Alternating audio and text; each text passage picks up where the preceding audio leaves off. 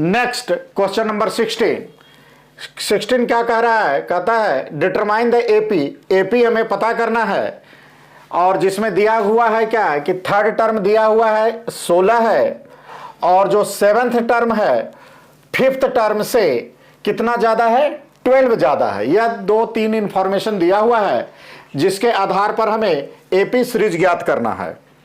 तो किसी भी एपी सीरीज को ज्ञात करने के लिए हमें दो वैल्यू चाहिए। पहला first term that is a का वैल्यू चाहिए और दूसरा डी यानी कॉमन डिफरेंस का वैल्यू चाहिए। तो अब जो इंफॉर्मेशन दिया हुआ है इस इंफॉर्मेशन से हम पहले फर्स्ट टर्म और कॉमन डिफरेंस निकालने की कोशिश करते हैं। तो आइए देखते हैं सॉल्यूशन। तो सॉल्यूशन में देखते हैं क्वेश्चन में क्या दिया हुआ है।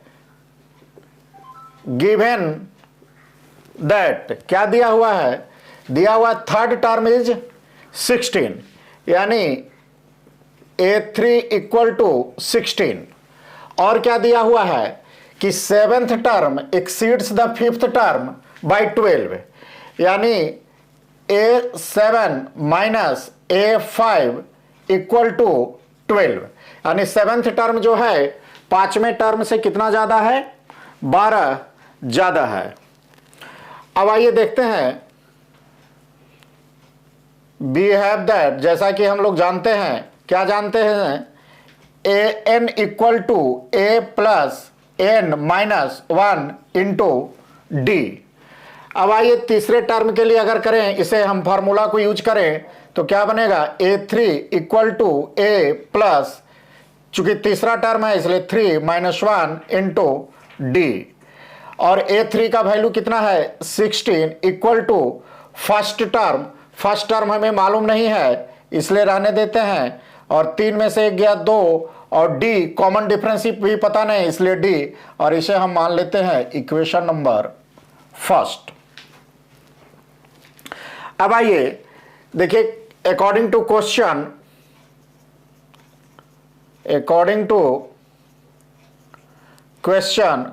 में क्या कह रहा था कि सेवेंथ टर्म जो है पांचवें टर्म से कितना ज्यादा है, 12 ज्यादा है। अब A7 टर्म के लिए अगर इस फॉर्मूला को यूज करेंगे तो क्या बनेगा हमारा A plus 7 minus 1 into D. उसी तरह से अगर पांचवें के लिए इस्तेमाल करेंगे, पांचवें टर्म के लिए, तो first term plus 5 minus 1 into d common difference equal to 12। अब आइए इसे देखते हैं, a प्लस 7 में से 1 जाएगा 6d माइनस a और यह माइनस और प्लस क्या हो जाएगा माइनस 5 में से 1 जाएगा 4 4d equal to 12।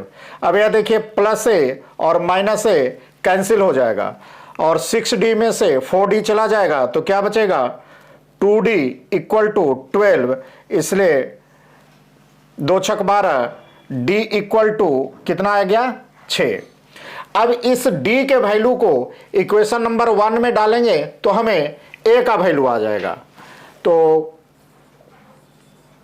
Putting the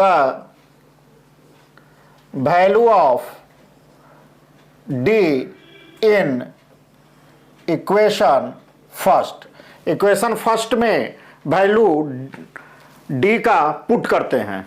तो आइए इक्वेशन फर्स्ट हमारा कितना था, देखिए 16 equal to a plus 2d यानी 16 इक्वल टू a और d का वैल्यू कितना है हमारे पास, d का वैल्यू आया 6 यानी 16 और ये कितना हुआ 6 दूने 12, इधर आएगा तो माइनस इक्वल टू a, इसलिए a इक्वल टू कितना आ गया 16 में से 12 चला गया, कितना बच गया 12 4 16। यानी देखिए सीरीज एपी सीरीज के लिए हमें दो क्वांटिटी चाहिए या दो वैल्यू जरूरी होता है। एक first term that is a, तो a का वैल्यू हमने निकाल लिया है, वह आया 4 और एक कॉमन डिफरेंस d और उसका भी वैल्यू हमें मिल गया है 6। तो अब हम इस एपी सीरीज को लिख सकते हैं। तो आइए now general form of AP क्या होता है, a plus d, a plus 2d, a plus 3d and so on. तो इस तरह से अगर एक रखेंगे, फर्स्ट टर्म ए का वैल्यू आया 4, सेकंड टर्म ए प्लस डी, ए का वैल्यू कितना है 4 और डी का वैल्यू कितना आया है 6।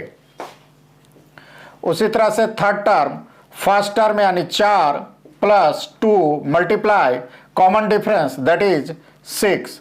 उसी तरह से नेक्स्ट टर्म, तो first term a equal to 4 plus 3 multiply common difference d that is 6 and so on. यानी अब क्या बन गया 4 और 6 व 4 10 और ये कितना हो गया 6 दूनी 12 और 12 और 4 16, यानी कितना का डिफरेंस जा रहा है 6 के डिफरेंस पर। तो और इसी को कर दीजिए 36 18 और 18 और 4 22 और यहाँ भी देखिए सभी में 6 का डिफरेंस चल रहा है। तो इस तरह से 22 और 6 कितना हो सकता है 22 और 6 28, इसी तरह से आगे कंटिन्यू है।